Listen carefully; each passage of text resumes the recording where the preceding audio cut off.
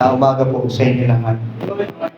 At isa pong kagalakan para po sa akin na muling makatayo behind this pulpit. I think 2020 when I was 2000, yun pala. Kasi nasa Morong ako 1997 when I graduated sa Asia Baptist Bible College. Pagkatapos noon ay aming pastor, Pastor Boles, sinugo ako doon. Matigas kasi po ang ulo ko talaga. Pasaway talaga tayo. Kasama ko yung, hindi lang po akong pasaway pati po si Pastor Mike. Kami po ay talagang among the 6 na worker ng church na ito. Kami dalawa ni Mike ang medyo kakaiba talagang tinahabagan lang talaga ng Panginoon. So si Mike tinapon sa Teresa, ako naman tinapon sa Morong. Ay, wala na kayong mga silbi dito Mga pasaway kayo. So tinapon siya, una siya tinapon doon kasi siya ang unang pasaway. Di ba? Nanliligaw ng Mormons yun Kung nanonood niya, ma-live yan, ma-alam niya yan. So sabi sa kanya ni Pastor, pasaway ka talaga no? Nanliligaw ka ng Mormons. Sagarian lang sa kabilang side. So, inaabangan niya dyan. Kasi may daan yan dyan So tinapon siya doon ni Pastor. Pag-graduate namin. So siya sumama kay Pastor Manny. Ako naman ay kay Pastor Ariel sa Morong Rizal. That was 1997 after I graduated in Asia Baptist Bible College. After a year of staying there, si Pastor Boss, for all we know, nangihina na rin naman siya during those times. So he needs someone to be with him dito sa gawain. So he decided to ask me to go back. That was 1998.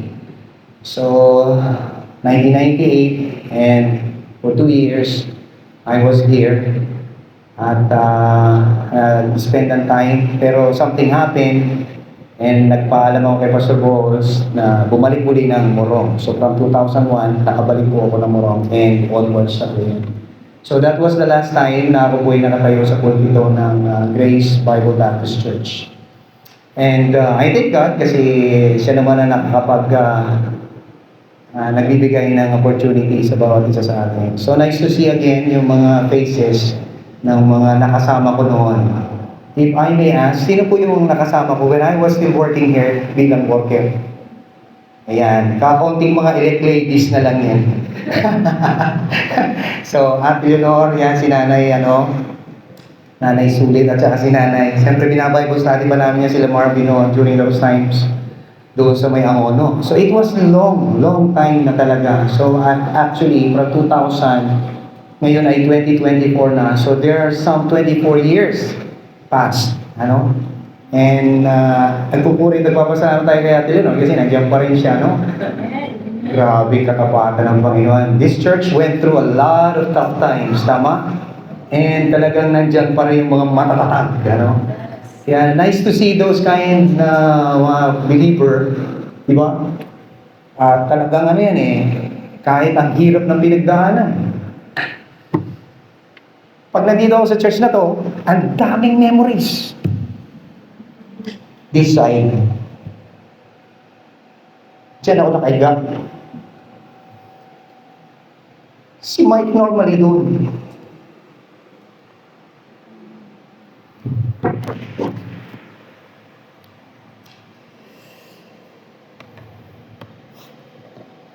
Ngayon na lang ako umiyak. Iwasan ko umiyak doon kasi matapang ako doon Si Pastor Boles, alas 3, just imagine, alas 3 a.m. Kumakatok na yan dyan. 3 a.m. in the morning. Pastor Arnel normally would stay there, Pastor Manny and Manolito, and I would stay there. Kaya sila muna kinakalapit sa paa. Kakalapitin ka niya sa paa. Isip ko, Ganyan yan. Kasi medyo may tama na rin yung boses ni Pastor. Kaya, alas 3, magdi-devotion. Just imagine, alas 3 magdi-devotion. And one time, nagka-problema ang church. Dumating siya mas maaga. Alas 2.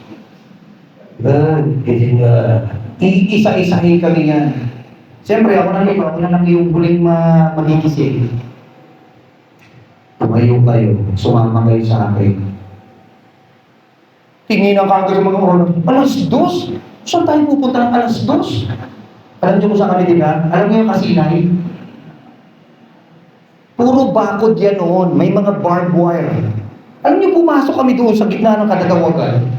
At hinawi namin yung mga damo doon. At doon kami mananalangin. Sabi, pwede naman doon sa church. May kaibahan ba kung nasa damuhan ka at wala ka sa damuhan? Sabi ko, hindi ko talaga maintindihan. That was so weird. Kasi alas 2 na madaling araw. Nakaikot kaming pito. Tapos binaba namin yung damo out of nowhere. Nasa kalagitnaan po kami. Mga dayami po ito, malalaking damo. At nandun kami sa gitna at nakaluhod. May pasok po kami ng alas 4 papunta ng Santa Mesa. Kasi may pasok po nun. Kaya pala niya inagahan. Kasi imagine, pupunta pa kami ng Bible school. Exam week yan. Pag hindi ka nakatin ng exam, mawawala yung aming scholar. Tapos niyaya ka ng pastor mo alas 2. Para lang manalangin sa gitna ng bundok ng Kasinay. Na nagpe-pray kami. Sabi ko, grabe. Alam niyo, may hamon pa. Yung talagang basang-basa ka. Tapos, may guard po doon. Actually, may guard doon. Bawal talagang pumasok doon. Pero pinilit niya kami doon. Sabi ko, nagngingit-ngit yung damdamin mo. Bakit kaya hindi mo napasok sa utak nitong pastor na ito? No? Alam niyo po ba, for the first time, talagang yung pananalangin mo was so real. May buwan. Kasi nakayuko kaming ganyan. Tapos pag gumaganyan, akala mo yung liwanag. Bumukas ang langit sa panalangin namin. Masama ang loob namin as we are going there. But when we were going back na dito, talagang ibang June. Hindi ko maintindihan bakit gano'n yung pastor namin. Pastor Bohos. Sabi ko, napakabuti talaga ng Panginoon. Kaya I am really thankful.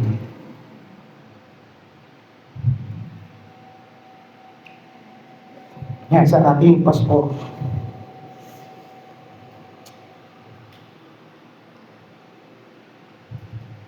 Saka ko naisipin yun, mas maiiyak tayo dito. Napakaraming kabutihan ng Panginoon dito.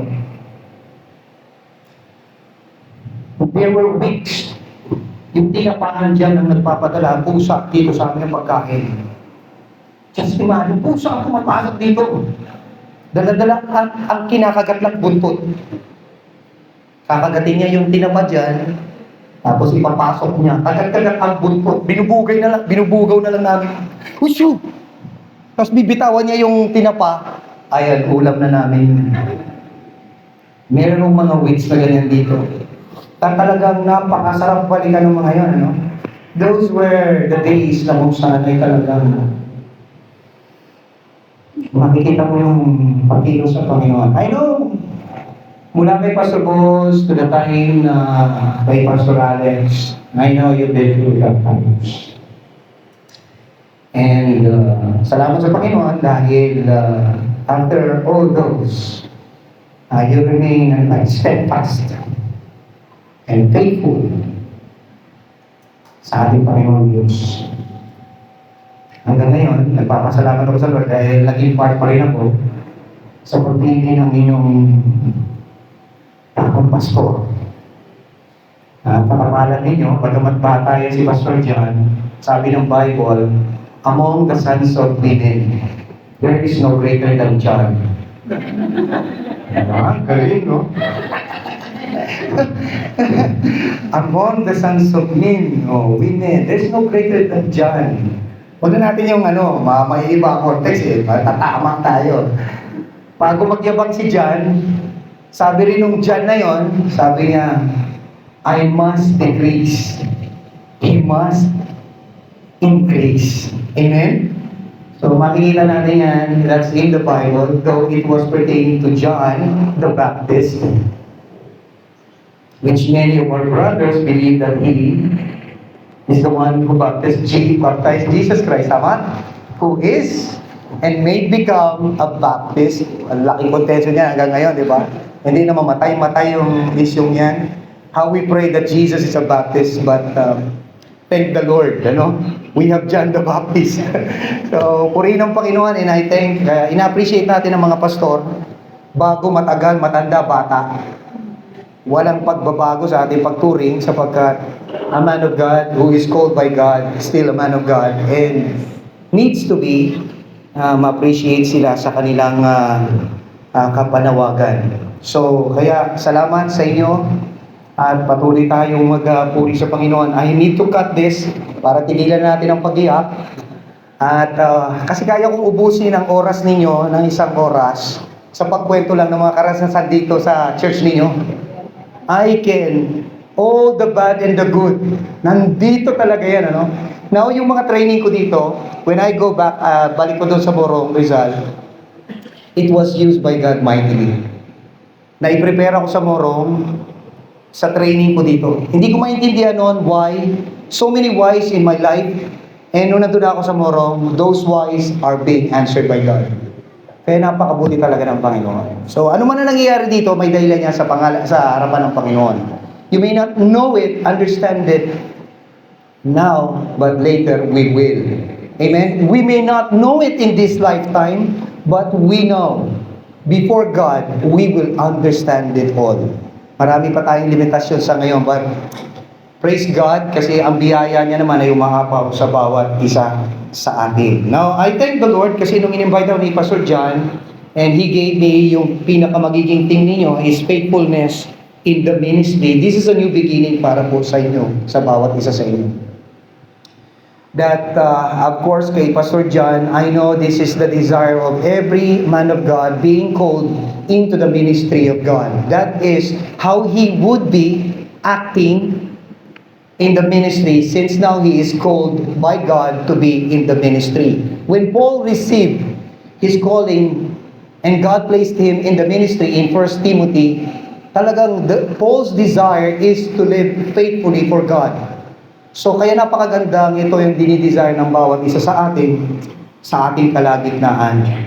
So on behalf of Grace Community Baptist Church doon sa Morong, we want to greet you a happy anniversary, church anniversary po sa inyo. Sabi nila, sumama lang yung dalawa kong kapatid. Si brother doon, pinag-drive niya lang ako. Sabi, bakit kasi hindi, pupunta ba daw sila?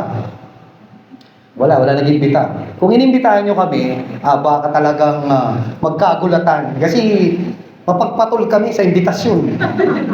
Talagang buong church talaga ang pumupunta actually. Buti na lang, hindi ka nagkamali. Talagang, nagtatanong sila doon, saan mo tapos? Doon. Anniversary ng Grace, ganun ba? Ikaw lang ba? Ako lang, anong gagawin natin? Tsaka si Missy, sumama lang ng dalawa. Siyempre, mga taga rito to sabi ko, ganun talaga. Buti na lang, pastor. Sabi ko, ang palad nila. Kasi hindi sila nag-imbita. Mapagpatol kami May isang church nag-imbita sa amin. Talagang buong church nandun Palaban sila talaga sa handaan, no?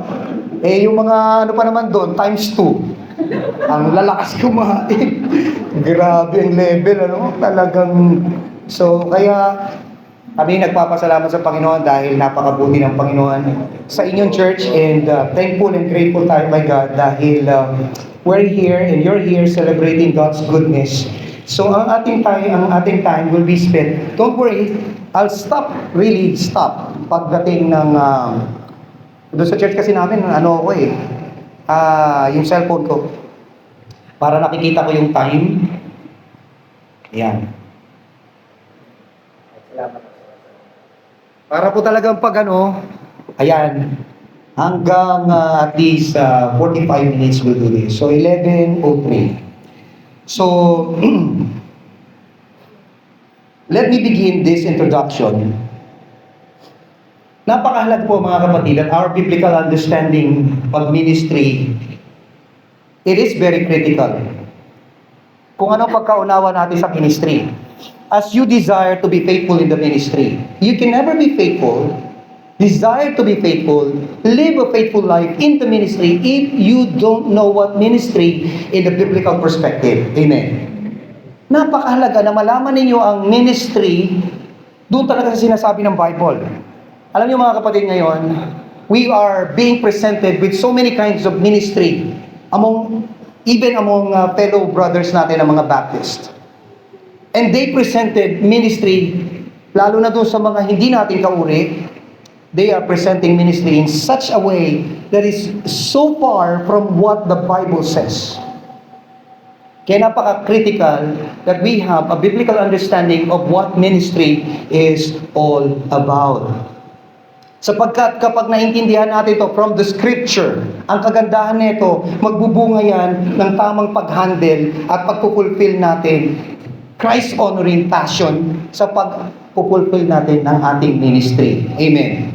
So very critical na alam natin ang sinasabi ng Bible pagdating sa ministry. Just imagine learning ministry from so-called pastors of today. Doon mo natutunan ang ministry, not from the Bible, who were in the ministry by their own selfish will. Mga kapatid, this is not rare sa panahon ngayon. Maraming mga nasa ministry ngayon. Christ's so-called ministry who were never called by God. They were in the ministry by their own selfish desires. Nandun sila sa ministry. Just imagine learning ministry from these people. Naku, maniwala kayo sa akin. Expect nyo na kung anong klaseng ministry you will be putting up. Diba? Halimbawa sa mga pastor na ang naglagay sa kanila ay pastor nila. Kasi uso na ngayon yan. Dahil ako yung pastor, may anak ako, siyang dapat sumunod. Di ba? Matindi ngayon. Dynasty.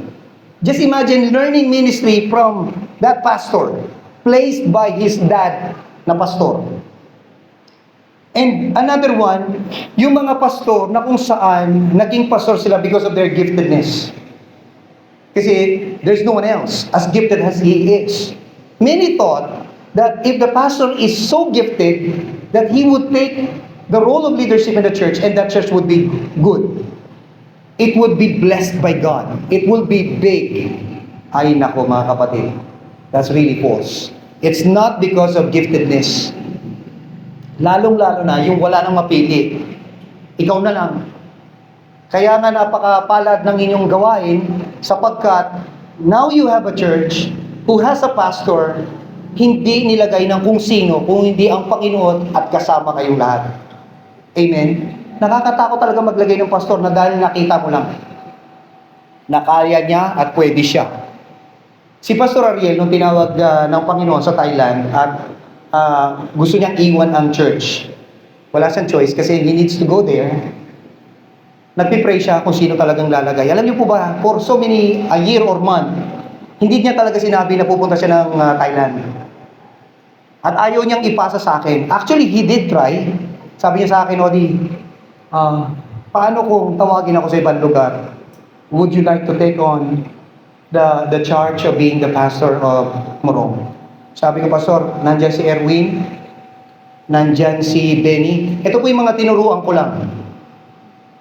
Sabi ko sa kanila, I don't mind na sumunod sa kanila ng mga tinuruan ko lang. Kung sila talagang ilagay ng Panginoon na pastor. But me, no. Sabi ko, wala akong calling. I'd rather be a help to the pastor than be the pastor. So, sabi ng Panginoon sa akin, tinapik lang ako ng Panginoon, ni Pastor Ariel, sabi niya, okay, kakausapin ka ni God. Okay. For so many years, paulit-ulit yan, hanggang sa nung paalis na siya, lalong umigting. Kinausap ka na ba ni God? Sabi ko, what do you mean? Kakausapin ka ni God. Humanda-handa ka, kakausapin ka ni God. That started 2013. Kakausapin ka ni God. Kakausapin ka ni God. Nakukulitan na ako sa kanya. Inatake ako 2014, March. Tapos, imbis na malungkot siya, natuwa. Saan ka naman? Di ba? Kapatid mo mamamatay ka, tuwa pa siya.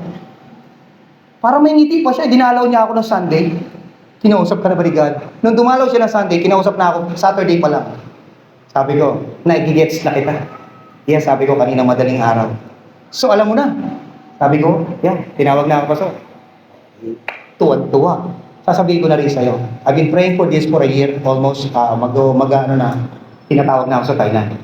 Kaya yung transition namin doon sa Morong, hindi, like, kapatid kita, graduate ka ng Bible school, so go. No, it's not like that. Ang kailangan talaga natin magkaroon ng church na kung saan ang pastor talagang tinawag ng Panginoon. Amen? Gusto niyo maging faithful sa ministry, sa pagpili pa lang sablay. Paano ka naman yan? Mula doon sa pastor, hindi pinili ni God. Sabi niya, I will give pastors according to mine heart. In Ephesians chapter 4, you know very well that God is the one who gave ng mga magiging leader sa kanyang church. Paano kayo pa lalakad dyan? Kung yung pastor mismo hindi siya nilagay ni God dahil hindi kayo naghintay. Hindi kayo nanalangin. You've been praying so long. Ang dami niyong discussion na ginawa. Some of you, talagang hindi naman sold out. I pray na talagang sold out lahat sa iyo, lahat ng bumoto. Ngayon, alam naman natin, alam ko naman na may hindi lahat bumoto sa kanya. Kasi kami nagbibilang eh. It's perfect. It's okay. Tama? Kasi hindi naman siya perfecto eh. Ang mahalaga, talagang siya ang nilagay ng Panginoon. And you know that. Amen? Kaya itong pagkakaroon ng faithful na ministry sa pangunguna niya ngayon, hindi na imposible. Amen? So kaya nga, it's a good thing to desire how you as a church, Grace Bible Baptist Church, be faithful sa pag-handle ng kanyang ministry pinagkatiwala sa inyo. Amen? So, but, of course, kailangan malinaw ang ating pagkaunawa sa ministry. Now, the title is Fulfilling Ministry in Christ-Honoring Passion. Wala yung faithfulness, but that's faithfulness. If it glorifies God and honors Christ in our ministry, that's a faithful ministry. Amen.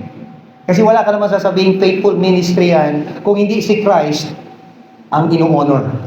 No matter how big the church is, the ministry is, if Christ is not glorified in the midst, it's not faithfulness in the ministry.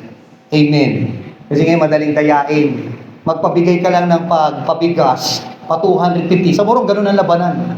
Pupunta sa isang lugar, lahat ng may birthday, 250. Pag umattend ka ng church, another 250. Kaya tingnan mo ang church nila, punong-puno. Pagkatapos, kasi yung mga supporter nila sa Amerika, nangamatay na, nawala na, wala nang umattend. Totoo, that's really true. It happened in Morong. Kasi nga, ang pang-akay, pera. Alam naman natin, lahat bukang. Kung wala kang Kristo, ayan talagang unahin mo sa buhay mo. Kasi money now becomes what? God. Magtataka ka ba sa Bible, Matthew chapter 6, kalaban ni Christ pera? Wealth of this world. Ye cannot serve God and what? Mammon, money, wealth. So yun na talagang Diyos ngayon eh. No more of the idols and all that. It's money. Tapos gaya ng ipang-aalok mo, puno ka talaga. Subukan nyo. Mag-ipon kayo. Hindi kayo ganyan karami. Ngayon, punong-puno kayo. And that's what's happening. Now, can you call that a faithful ministry? Definitely not. Amen? So ngayon, dito sa ating text, as we will read, huwag kayong mag-alala, 2 lang points. Kasi napakarami nito, 6. So ayawan na, di ba? So, kulang tayong 2. Try natin na may maintindihan lang po tayo na mensahe ng Panginoon. Actually, our text is the whole of chapter 4.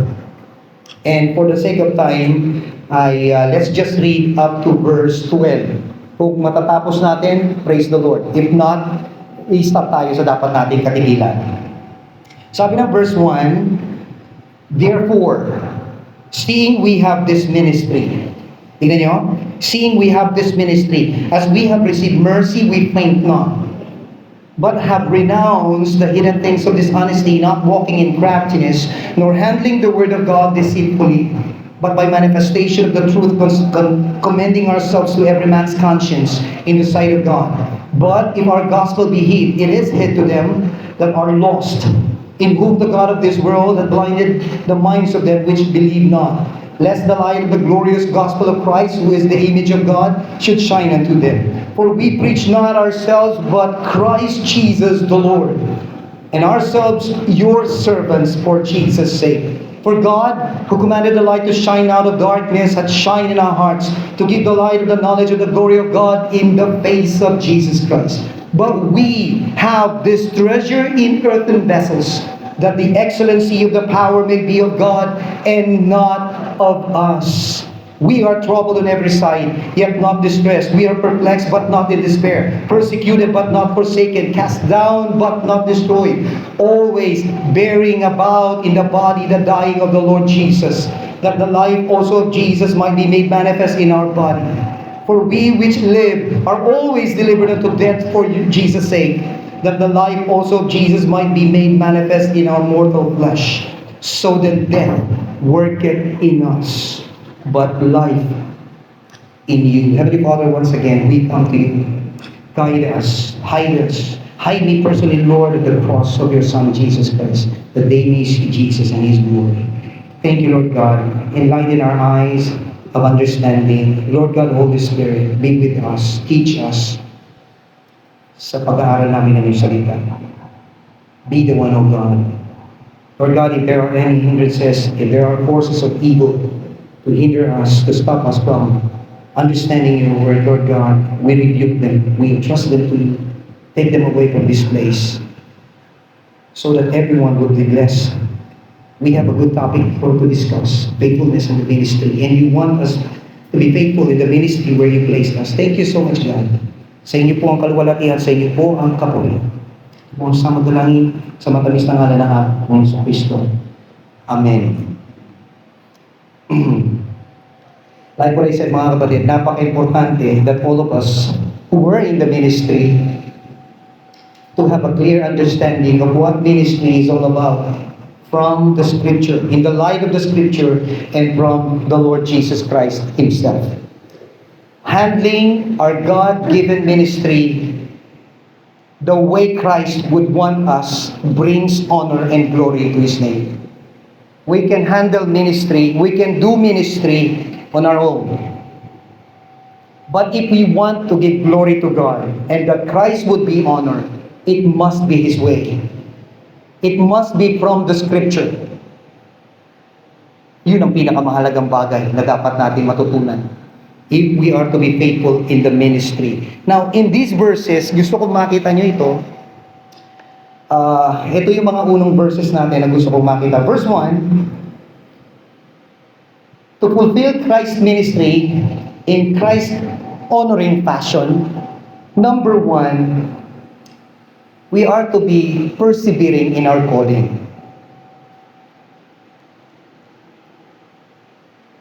Mga kapatid, mamaya makikita nyo lahat.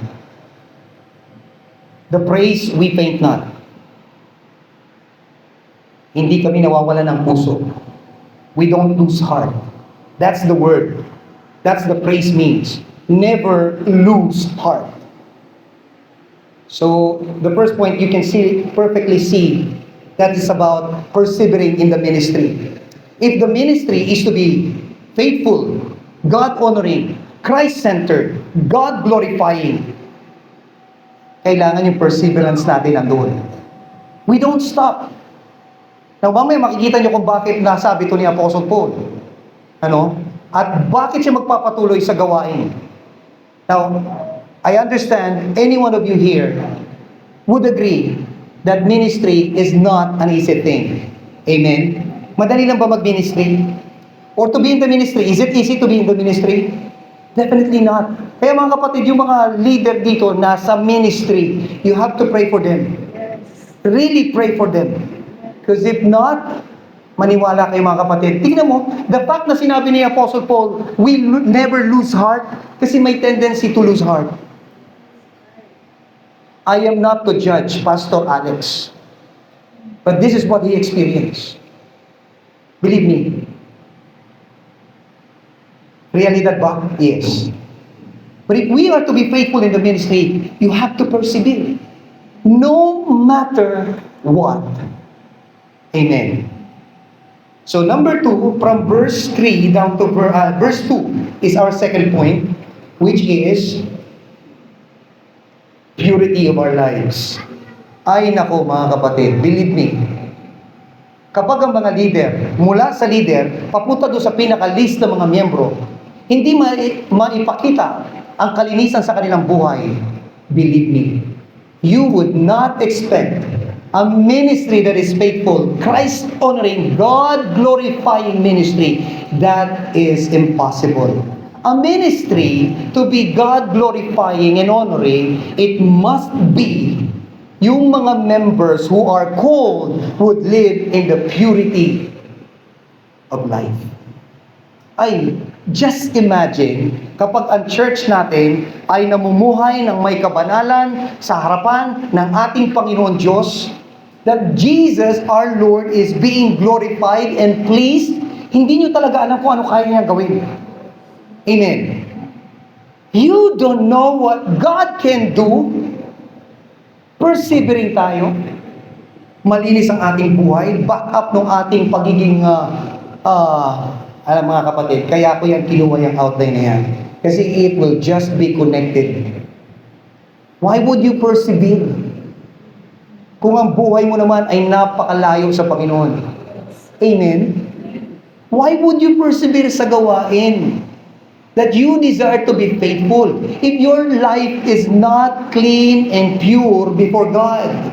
How could be ministry, ang ministry ay i-desire mo?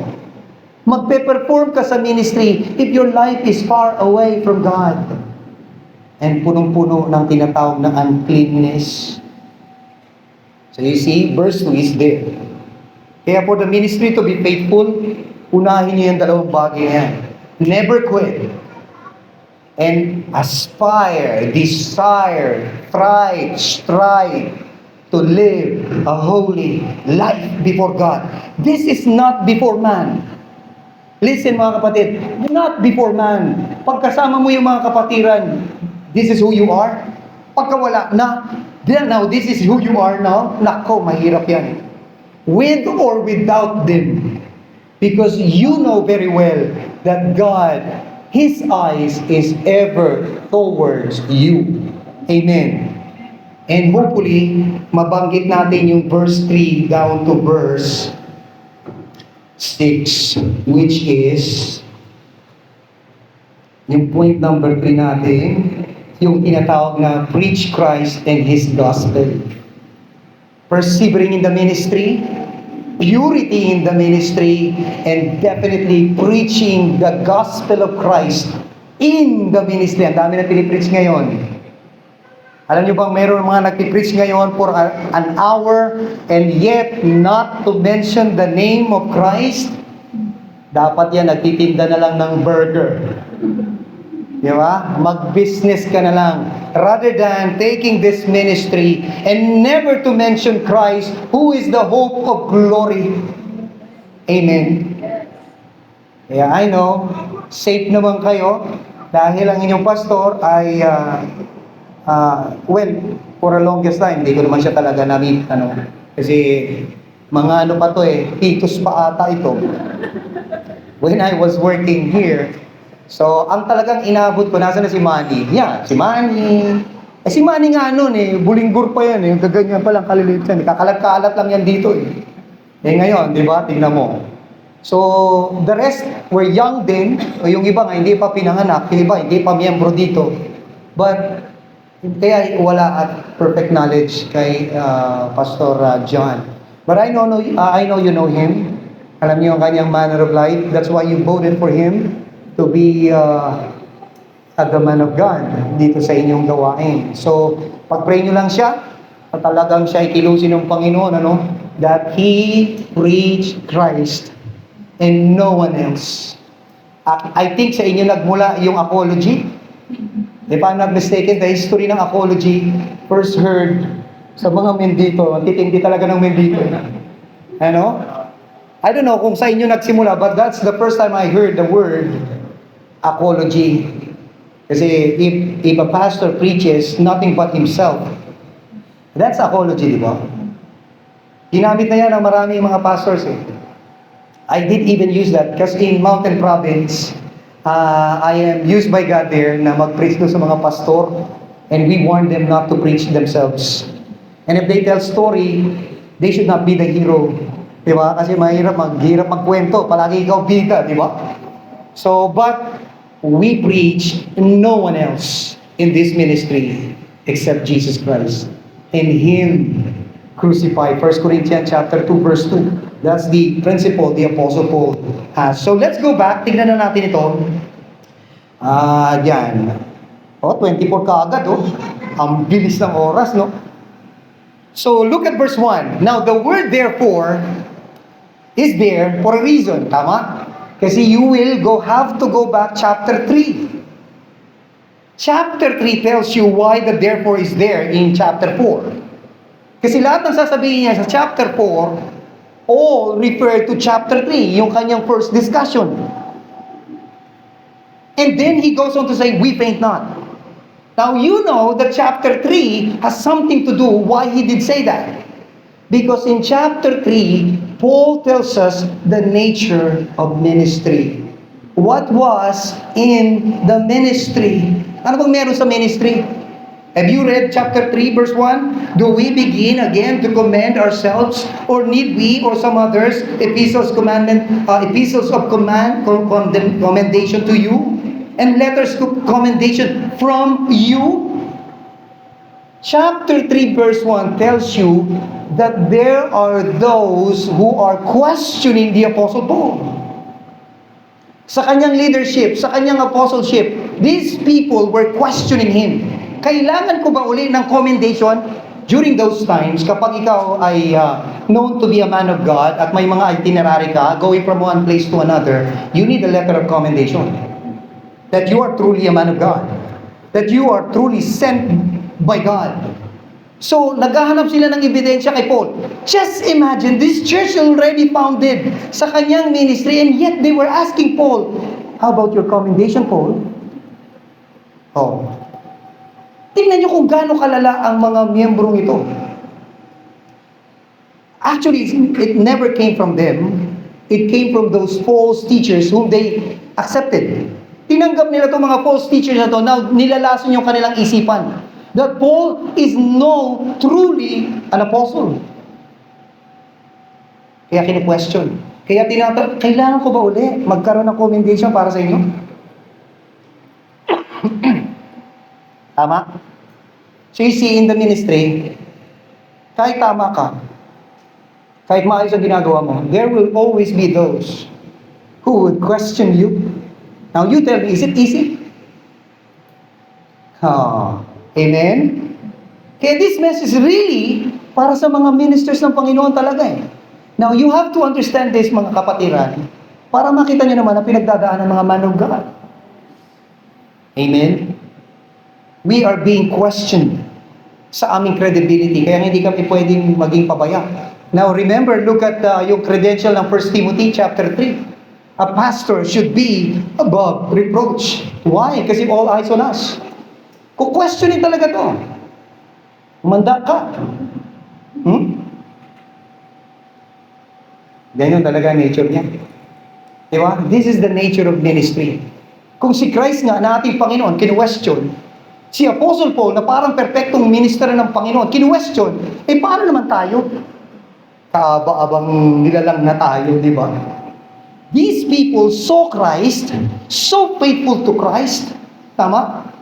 Hindi by faith. This is literal. They saw Christ.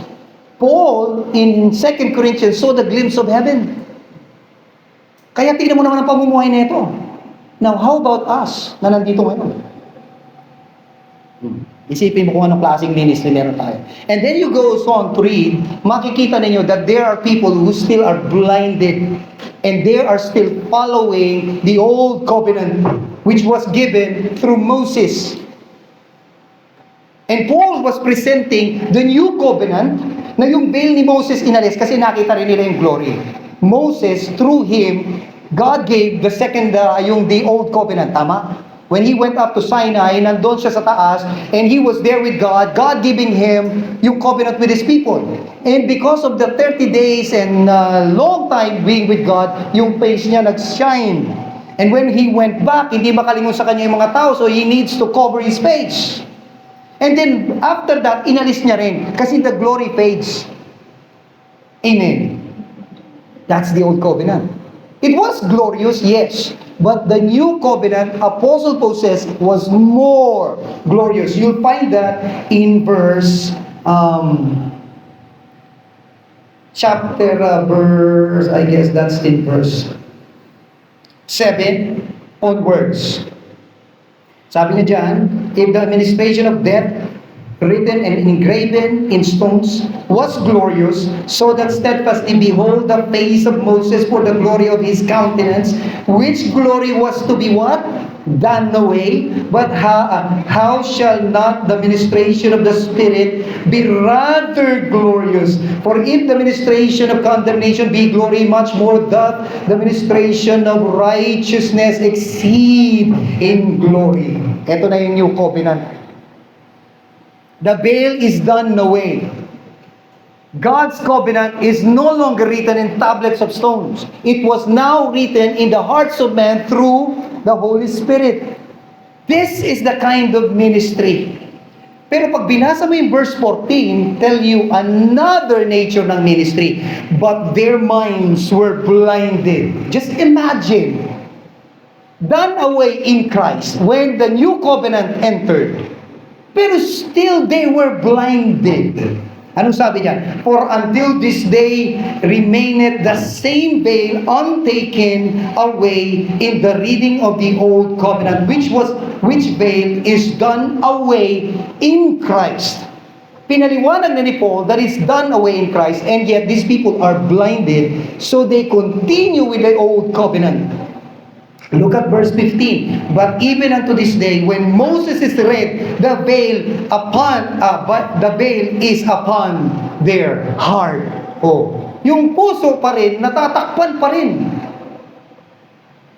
Look at verse 16 or verse 17. Now, the Lord is that Spirit. And where the Spirit of the Lord is, there is liberty. Now, you have to go chapter 5. Meron dito sa chapter 5, verse 18. Another thing for us to remember, be reminded about the ministry. And all things are of God, who hath reconciled us to Him by Jesus Christ, and hath given us what? The ministry of reconciliation. Now, gusto ko makita nyo yung nature ng ministry. First is, it's liberating ministry. Soul being freed from the power of sin. Yan yung sinasabi niya dyan, kung nasa ng Espiritu ng Panginoon, may liberty. Amen? Where the Spirit of the Lord is, there is liberty. Itong mga tao to, they were blinded, captured, enslaved, still. And the ministry that Paul was talking about is pagliliberate. Pagre-reconcile ng isang makasalanan na galit at magkaaway ang Diyos, ipagbabati mo. Now, you tell me kung gaano kadali ang ministry niyan. Sige nga, madali ba palayain ang isang tao na umaalipin sa kanya? There are three powerful forces that enslave men. First is sin. Second is Satan, and third is the evil system of the world. Can you? Remember in Matthew chapter 13, the parable of the soil, it was again taught by Christ Himself. Sino nung numakaw nung tanim? Sabi doon ng Mark, it was the devil. The wicked one snatches those seeds. That's the work of the devil. Oh, pag nagtatanim ka, nanakawin. Yung number 2, stony places. Deception ng sarili. Kala niya tumanggap sa Panginoon. Nung dumating yung persecution, affliction, natuyo. And they walk no more. Ano yung pangatlo? The rudiments, the cares of this world, choke the word and become what? Unfruitful. These three powerful forces enslave men. Now, sige nga, kaya mong gawin niya? Kung ito lang ang pastor nyo lang will do alone, at hindi kayo magkakasama, ay talagang sasabihin mo pa ba yung we faint not? Sige nga, knowing the nature of what ministry in biblical perspective really will prepare you to, nako, Pastor John, believe me, napakasarap tinatawag kang pastor. Correct? Oh, di ba? Alam mo yung, nung una akong pastor, walang tumatawag sa akin pastor. Talagang hirap na hirap ako po. Sabi ko, kay Ipaggigitan ko kaya ang pagiging pastor ko dito sa mga to. Kasi tinatawag ako Brad eh. At walang nag-recognize sa akin na pastor for 2-3 years. Ikaw ngayon, tinatawag ka na kagad na pastor eh. Noon, hindi talaga sanay sa akin eh. Kuya Odi, ay, pastor pala. Kuya Odi, Brad. Sabi ko, Panginoon, bigyan mo naman ako ng ebidensyang pastor nga ako. Tama? Isi, kung talagang on his own, believe me mga kapatid, with this kind of nature, i-reconcile mo yung makasalanan, mga kapatid, you are preaching to dead people. Gaanin mo sa ibang pamaraan. Pera, ano mang ang bagay. Tama? Hindi yan magiging God glorifying. And that person will never give the glory to God. Why? Unchanged. Hindi yan napalaya sa kasalanan. Hindi napalaya sa demonyo. Hindi napalaya sa sistema ng sanlibutan. Now, tingnan nyo kung anong klaseng ministry meron ka. You don't do it. Kaya napakahalaga ng third point natin, preach Christ. Siya kasi yung liberator. Amen. Ministry is really hard, pero very fulfilling. Just to see one soul enslaved by Satan, sin, and the system, evil system of the world, walk now before God in holiness and newness of life. Tignan mo kung ano naman joy ang mararanasan ng church ninyo. Kung ang langit nga, nalulugod, natutuwa, dahil yung biyaya ng Panginoon, nakita kumikilo sa buhay na yan. Diba? Nakita kasi nila yung kapangyarihan ng Diyos, nakita sa buhay ng taong yan. That's why they were celebrating, they were worshiping God. Ganun din naman tayo dito sa lupa. To see one lost soul, serve God. Kaya napakaganda talaga ng tinatawag na maintindihan mo kung ano ang ministry.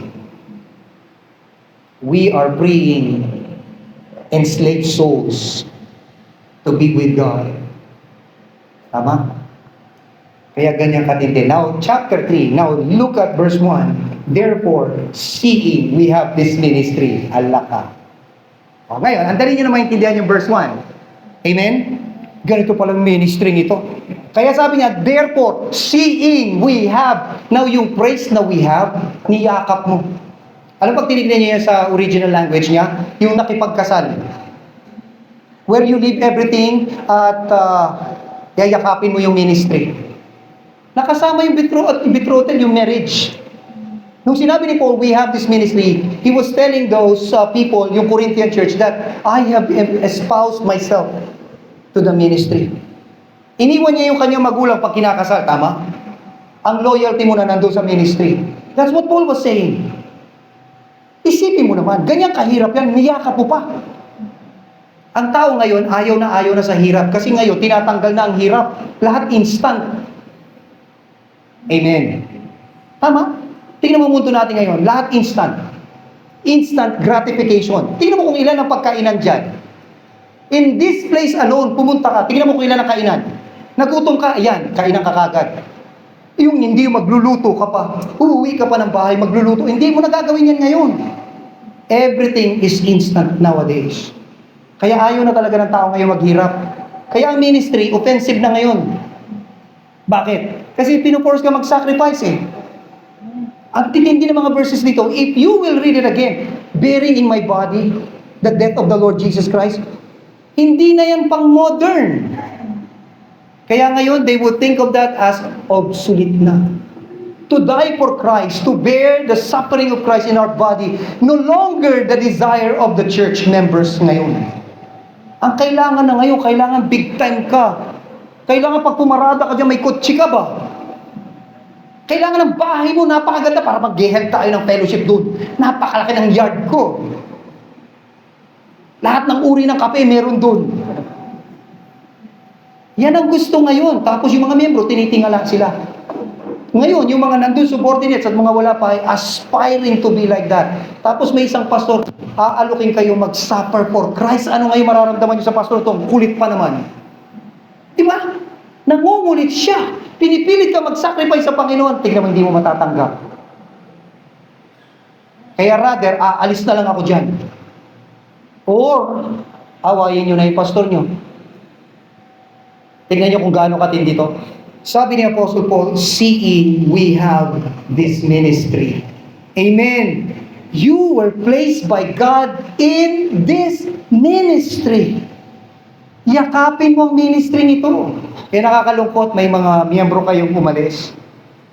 At yung iba nandun sa amin. Ano ba yan? Tama? Sana kung naipaliwanag sana. Amen? Na ang ministry ay hindi madali. Mahirap talaga ang ministry. Okay, malala. Okay naman siya. Kagamit-gamit naman siya sa Lord. Nagpaalam naman ako, ha? Hoy, nagpapaalam tayo. Oh, di ba? Kasi kayo ay mahalaga rin naman sa amin at ayaw ko magkakaroon tayo ng misinterpretation. Pero sa amin kasi, hindi ako nag-hold ng miyembro. Pinalalayas ko nga eh.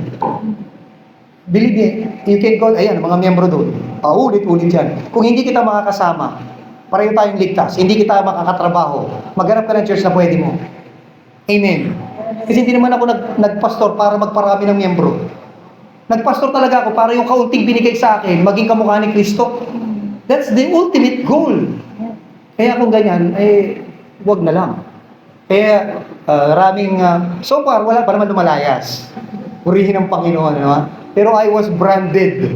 Alam ko na yan, na ganun ang tingin sa akin. Kasi parang ikaw may-ari ng church, ah. No. Hindi naman kasi paraan na lumayas ka, no.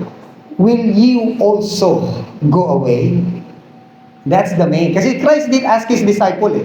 When everyone left Him, in John chapter 6 verse 66, tinanong niya rin naman yung mga disciple will you also go away? Kung hindi ka sumusunod, then go. Ano pagsasamahan natin? You cannot be burning chairs sa pag-upo mo. O, ano sabi ng mga apostol? Thou hast the words of eternal life. So meaning, you preach hard, cast away the goats, and yung mga sheep naman would really love it. So kaya napakahalaga talaga ng pag-preach natin bilang mga pastor. Seeing we have now. I already told you yung tinatawag na nature ng ministry. So this ministry, of course, is a reference to the new covenant which was brought by the finished work of the Lord Jesus Christ. The old covenant was brought under Moses and was written in the stone with the finger of God. While the new covenant, written with pen of the Spirit into the hearts of believers. Perfectly, we know now what ministry is. The one who writes in the hearts of men is the Spirit of God. Kaniniwala tayo in regeneration, it is the work of the Holy Spirit. Amen? You just have to preach Christ. And let the Spirit of God write the covenant in his heart. And that man will never be the same again. Rather than ikaw ang sulat ng sulat dyan. Meron doon pastor. Ang ginamit pagiging, ang bait kasi pastor. Talaga napakabait na pastor na ito. Just imagine tuwing linggo, lalabas kayo. Magko-coffee-coffee kayo, kakain kayo sa restaurant. He's a rich pastor kasi mataas yung kanyang katungkulan Marami siyang pera ba? So ginagawa niya linggo-linggo yun. Sa lahat ng mga nagiging miyembro doon, nagbibigay siya ng pera, abot siya ng abot. Kaso lang, tumating na tayo, nagkatrabaho na rin sila. At meron na rin sariling pera. At wala na pangangailangan sa kanya. They all left him. Amen. Yan ang nangyayari kapag ang nagbago yung pastor at hindi yung Panginoon, ang banal na spirito. So now you see yung nature ng ministry. It centers on the power of God to bring one into the ministry. Paul was the chief of it. Amen? Sabi niya yan In the road to Damascus, he met the Lord Jesus Christ, after he resurrected from the dead, and that man was changed. From being persecutor, blasphemer, now to becoming an apostle of the Lord Jesus Christ. Now, seeing this ministry, niyakap niya. Amen. Tingnan niyo kung gaano katindi ang ministry. Now you go on to read, as we have received mercy. That should be why you are in the ministry. Amen? Listen mga kapatid, the only reason why you are a member of this church is because of God's mercy. Have you noticed, it is mercy when Paul writes to the churches, it is always mercies of God in the plural sense.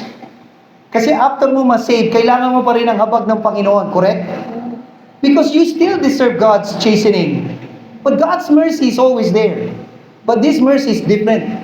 Paul was referring to him being in the ministry because of God's mercy. That God, inalis yung para deserve niyang matanggap, which is the punishment of his death. But, by His grace, saved him, and there put him in the ministry.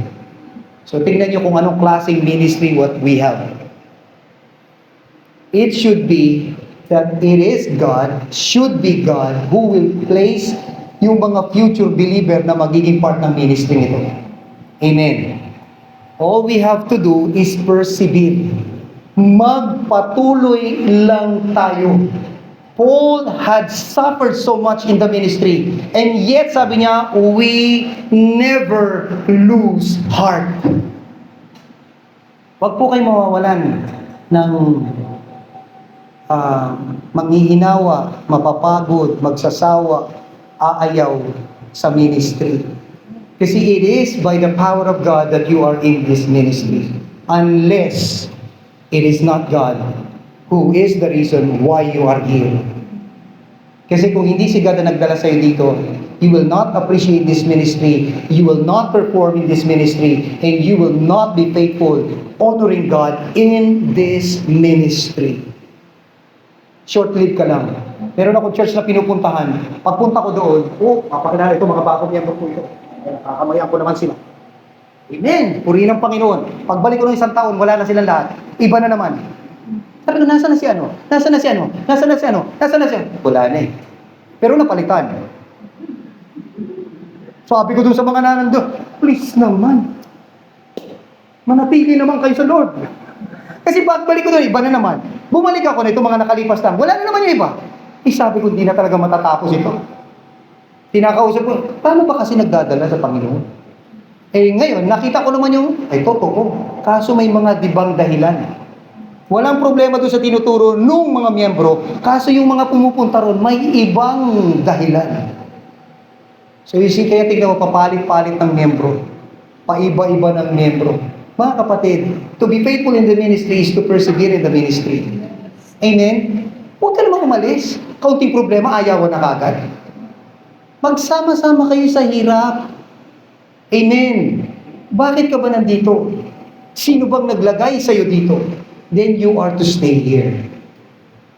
Pasasalamatan mo si God kung sino ang mga nilagay niyang leader. You are very blessed kasi may mga leader kayong talagang nasa ganitong kalagayan na sa kanilang pagmamahal sa Panginoon at sa gawain. So, all I'm saying, persevere. Amen? That's the first thing we need to know. Probably we'll end in verse 2. Look at, therefore seeing we have this ministry, we have embraced. Ang challenge ko sa inyo mga kapatid, yakapin ito ministry yung binigay sa inyo ng Panginoon and where God placed you. Pray for those ministers that God entrusted and gave to you. Diba? And then persevere together. Whatever hardship that you will be facing in the future. Amen. So number 2, tingnan nyo, hindi lang yung pag-persevere ang hihingin sa'yo ng Panginoon. Kailangan din yung purity of lives. Sabi, but have renounced. Ayan, tingnan nyo. You received the mercy of God. You were placed by God in this ministry. Tapos hahaluan mo ng kabuktutan. That's bad. Amen. Ay, nako, maniwala ka. Maraming pastor, they started out right. Pero hindi nila naiintindihan, nakalimutan na what ministry is all about. It is a continuous renouncing, rejecting yung pandaraya. Nung nandito po ako sa Binangonan, ang aming support, kung matatanda ni Ate Leonor, nilagay sa board, 150. Uy, tumaas. Kasi nung una, 100. Nag-increase, amen. Pero ang totoong natatanggap namin, 75. Kaya pag nagtataas si Pastor Boss, jamming yan, jamming. Alam ko na, hindi totoo yan.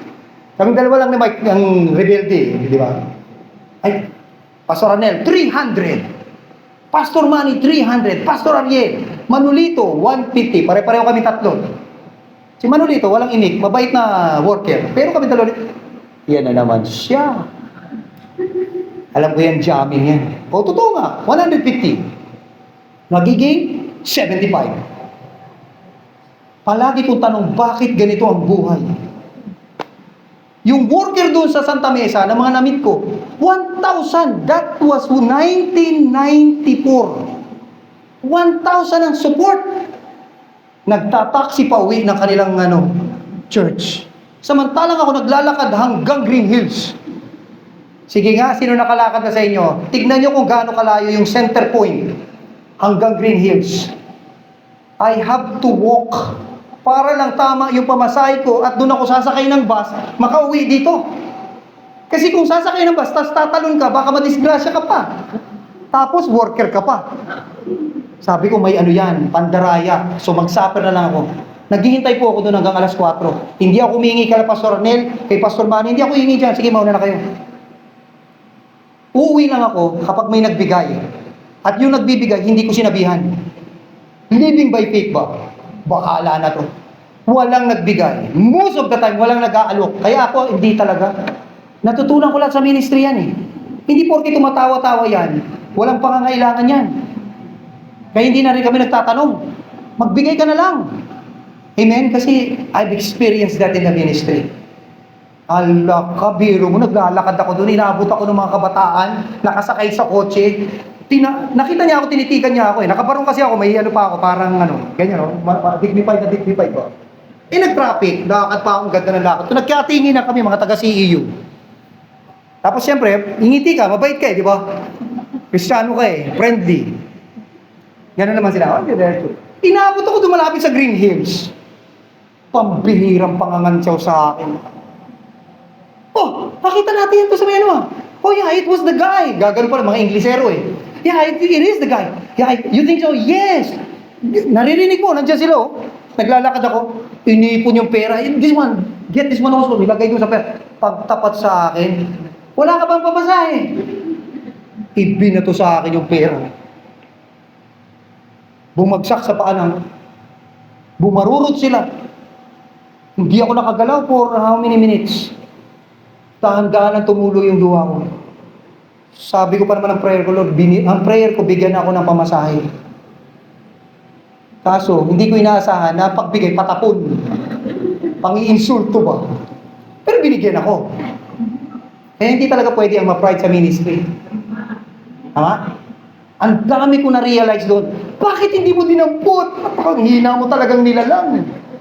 Ma-pride ka kasi. Ang dami, believe me mga kapatid, nakaganyan siya. Tumigil sa akin eh. Tapos inabot, wala ka bang pamasahe? Ito, pamasahe mo. Naglaglagan yung pera dyan, daming coins. Umiyak lang ako, tapos iniwanan ko. Nung nakasakay na ako, naku po. Imbis na hindi ka na naglakad bukas, maglalakad ka na naman sa pride mo. Amen. Nagtataka ko, bakit ako ginagano ng Panginoon pagdating sa pera? Yes, mga kapatid. Sabi ko, bakit? Why? Nasa school ako, pwede akong kumita ng pera. Magpapatay ako ng uniform, 15, 5 team. Isang team, 15. Sabi nung nagpapagawa sa akin, kumikba ka. Nung may-ari ng pagawaan, gagawin natin 600. Sabi, 500 lang talaga to. Pero gawin natin 500. Pupunta ako doon sa inyo. Pipirmahan ko. Kita ka. Ilang team? 5. Tigla 15. Ang laki nakita mo. Compute naman ako sa mind. Malaki mo. Pero hindi ko ginawa. Hindi mo kasi pwedeng samahan ng pandaraya ang pagiging Kristiyano mo. Amen? Hindi mo pwedeng samahan yan. Believe me. The Bible, lalo na kung gusto mong faithful na ministry. Hala ka. Mandaya ka, tapos hindi ka nakikita. Umanda ka sa Panginoon kasi yung Diyos na hindi nakikita, tumitingin ng palihim. Kasi tinitingnan niyang gusto talagang gawin, yung sikreto eh. Hindi yung mga paimbabaw na hayagan. Ginagawa na ng mga Pariseo yan eh. Tama? The God who sees in secret will reward you openly. That's what Matthew chapter 6 says. Ay, hindi, sabi ko ito, no way. Hindi, patas na po tayo. Yun yung sabi ko ng Panginoon, nung pinag-handle ako ng ministry, I really thank God. Diba? Inalis ko ang pera sa akin. Nandun kami ni Mrs. Pagpasok ko doon sa kwarto, binibilang niya yung pera ng church. Ano ka? Ang dami yan, ano yan? Mayaman na ba tayo? Pera ng church to. Kapag ba't nasa atin yan? Ba't nasa atin yan? Lagay mo yan sa bangko.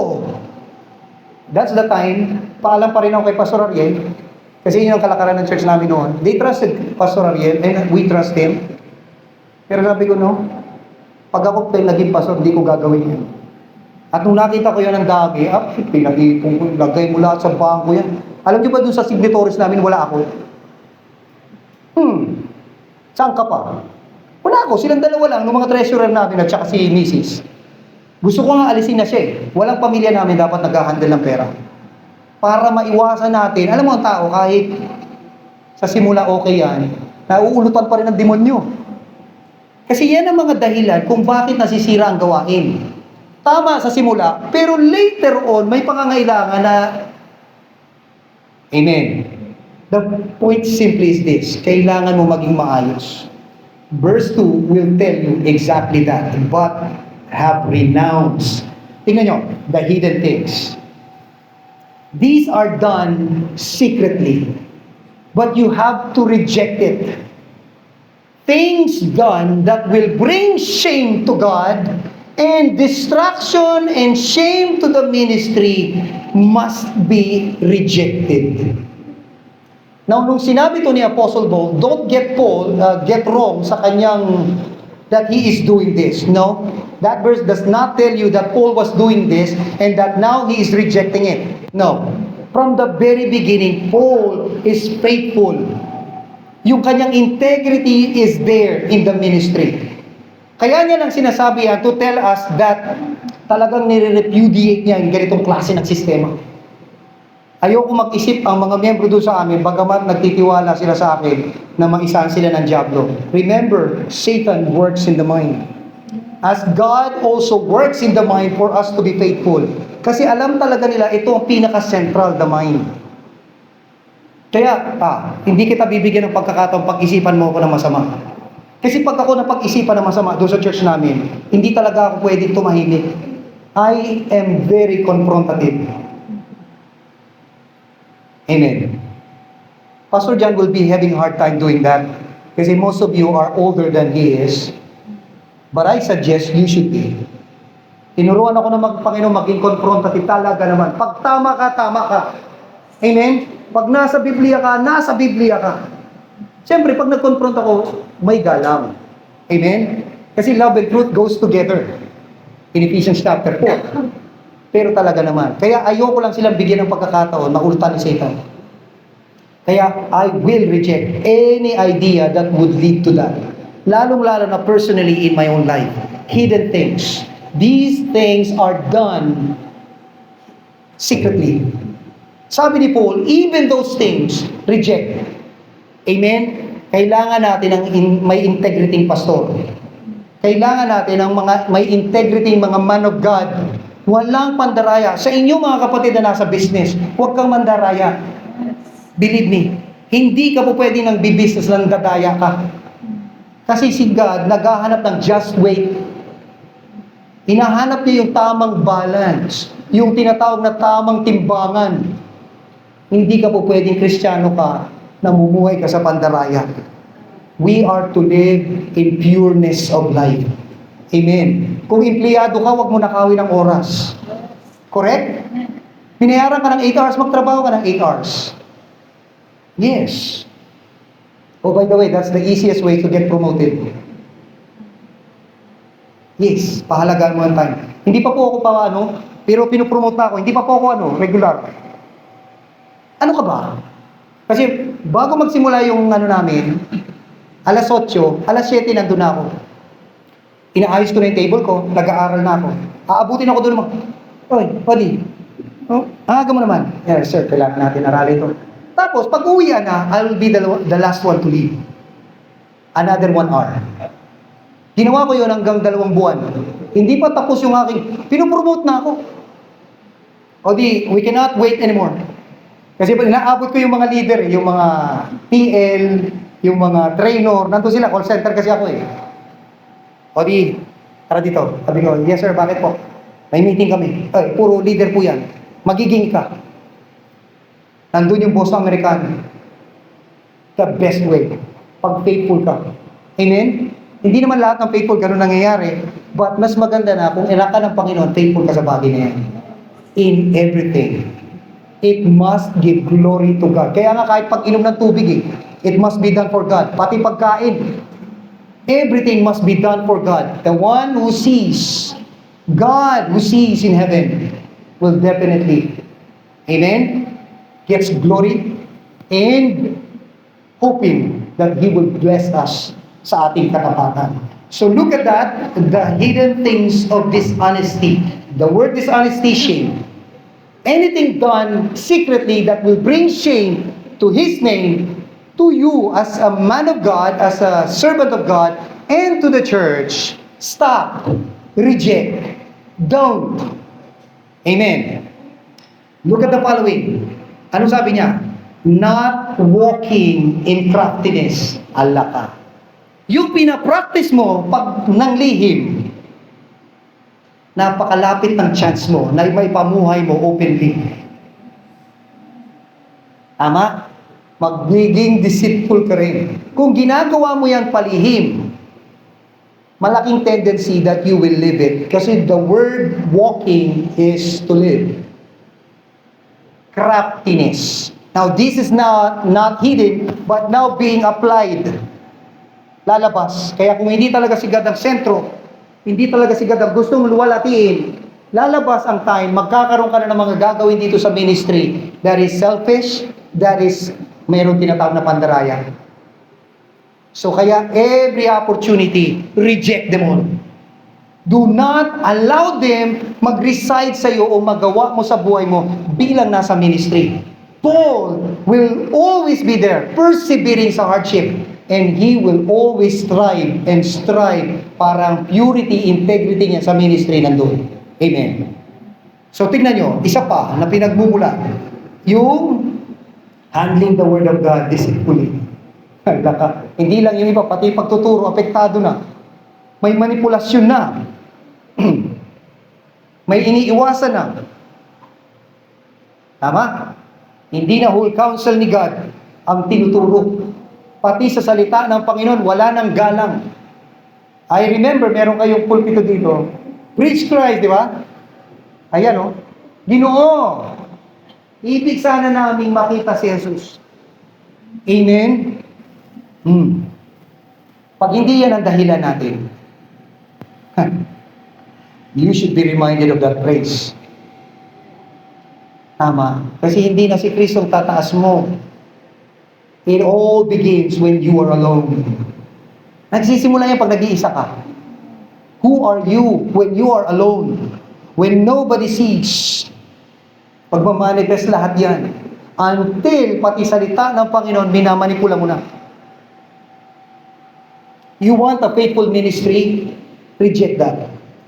That notion, that temptation must be rejected by each and every individual member ng church na ito. This is a new beginning para kay Pastor John at sa inyong church. You know very well that it is God who placed him here. And you want to walk faithfully in this ministry. First, persevere because it's going to be tough. The road will be rough. And then, secondly, purity of life. Amen? Kailangan pure. Hidden things, secret that would bring shame, reject. Craftiness, yung pamumuhay natin ng merong pandaraya, trickery. The word craftiness is trick. Nantitrick ka. Stop, reject, and then lalong-lalo na ang Word of God. This ministry is built on preaching on the Word of God. Pag hindi ka na maging maingat, pati yung bagay na napakahalaga sa ministry nito, mawawala. You know very well, alam na alam ninyo, kapag ang salita ng Diyos ang nakat sa ministry, yan na yan. Kapag ang pangangaral ng salita ng Diyos ang nagkaproblema sa gawain, mabigat yan. Correct. Amen po ba? no one gets fed. Wala. Palagi kayong upo dyan, lalabas kayo gutom. Oh, magtuturo sa inyo, ganyan. Kaya pag-pray nyo talaga si Pastor John. And lahat ng mga preachers dito, pray for them that in their personal lives, integrity and purity is being practiced. Amen? Kaya yung faithfulness sa pamumuhay, sa ministry, will be observable. Ano yan? Magiging visible. So yung uli, sabi niya dyan, handling the word of God deceitfully. Tingnan niyo to. But by manifestation of the truth. Kapahayagan ng katotohanan. Kapahayagan ng katotohanan. Hindi yung pandaraya, hindi yung pag-mishandle ng word of God. Tinatawag dyan, ina-adulterate mo yung word of God. Adulterated word of God. Ang tindi niyang mga praises na yan. Sabi doon, but manifestation of the truth, tingnan niyo to, commending ourselves to every man. Ang mga tao kasi noon, ganyan ang ginagawa. During those time when Paul wrote this, ganyan talaga ang kanilang ginagawa. They make use yung word of God para sa kanilang living. Ang tendency is to adulterate it for their own selfish ambitions and gain. Kaya sinasabi ni Paul, we are not like those. We are not like them. We come to you not with tricks, not manipulating, but what? In truth. Commending ourselves. Ang mga taong honest, may integrity. Wala siyang pakialam kahit humarap siya kahit kanino. He is not afraid. He does not worry. Kasi kung ikaw nabubuhay sa katotohanan, pinapangaral mo ang katotohanan, ano man ang masasabi ng taong nakaharap sa iyo? Anong pangamba mo sa sasabihin nila? Kaya sabi niya, we commend ourselves to you. Sige, observe. Aralin niyo ang aming buhay. See if there are dishonesty, trickery, manipulation in us. We preach the word of God. We come to you by the truth. So when the Apostle Paul and the rest that was with him can face kahit sinong tao. Napakasarap maglingkod sa Panginoon na tamang isipan mo. Tama ang puso mo at malinis ka sa harapan ng Panginoon. Amen? Nagkakaroon ng bigat ang iyong pangangaral at pagbabahagi. Nung pumunta kami doon sa they taught of us so many things. Nung nagpunta kami sa Mountain Province, ala nila kami ay mayroong panibagong agenda. Nakapunta na ang pastor nyo doon, most of them, they met. Sila brother, sino pa ba yung mga kasama natin, Si Jonathan and the rest. Ang iniisip nila sa atin, ganito, may gustong mangyari and all that. Eh sabi ko, wala. Ganyan ganda. Ang gusto ko lang makatulong sa inyo. Hindi naman ako magaling sa inyo, pero kayo naman na naghingi ng pagkakataon para ako'y mag-share sa inyo. I never treat them na dahil ako'y palagi nagsasalita sa kanila, under ko sila. You should not treat pastors like that. Amen? Kung ano talaga yung damdamin mo, it will just be that. I came there, dala ang katotohanan, at yun lang yun. At ano man ang at kami nanira sa akin doon, lalo na nagturo na tayo ng doctrine of grace, ay wala na. Kasi very open ako eh. Bago po ako magsimula, I want you to know, pastors, that I believe in the doctrine of grace. I believe in the doctrine of election. Doctrine ng demonyo pala yun doon. Nalintikan naman ako niyan. No. Ay, naichisma kaagad ako doon. Merong isang ganito. Hala na. Pag pumupunta na doon, sinasabi, mag-iingat kayo sa grupong yan. May dangerous doctrine yan. Grabe talaga. Alam niyo kung sino nagdepensa sa amin? Sila.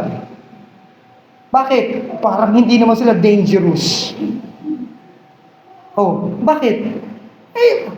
Pinapunta niyo ba kami dito para sa doctrine of grace? Although hindi niyo maalis sa mga pastor na naniniwala yan. Once they talk, once they preach, you will always see that they believe that doctrine, that precious doctrine. Pero kung ayaw mo naman pag-usapan, hindi mo na kailangan.